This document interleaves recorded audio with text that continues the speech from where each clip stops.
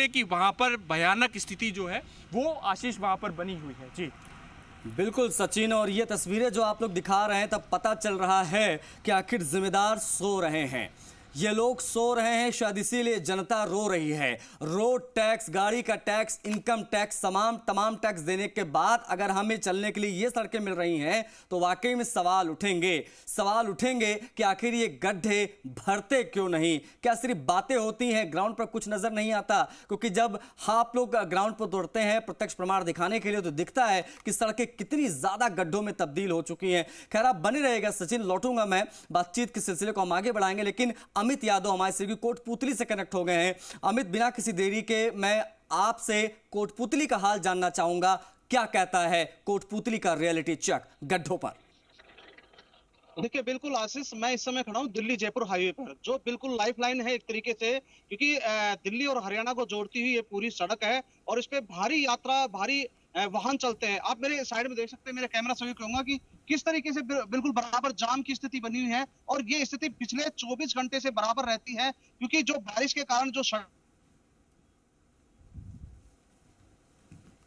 किस तरीके से है, लेकिन जो जिम्मेवार हैं, जो प्रशासन है, वो किसी भी प्रकार से काम नहीं कर पा रहा है। हमारे साथ में जो बस कंडक्टर हैं, बस यात्री, उनसे जानने की कोशिश करते हैं कि उनका क्या कहना है। आप इधर ही आइए, आप सामने आइए।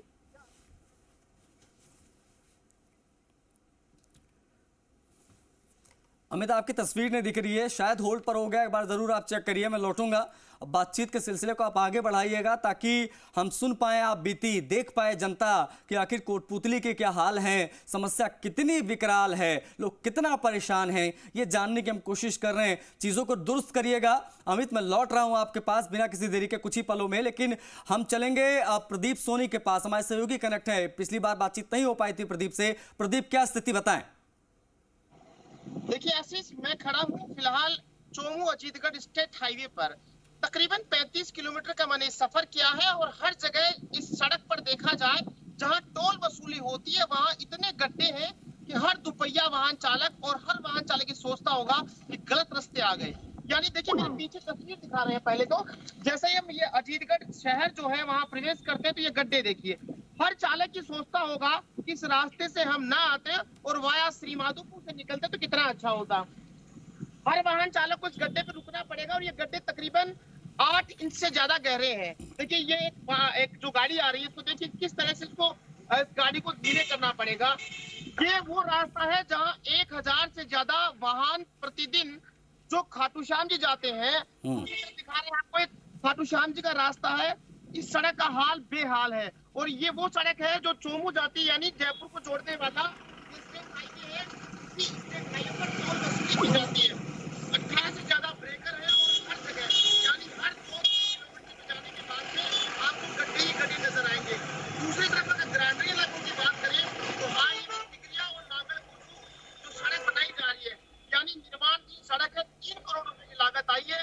उस सड़क पर किस तरह से घटिया निर्माण सामग्री का इस्तेमाल किया गया था, सड़क ही बह गई है।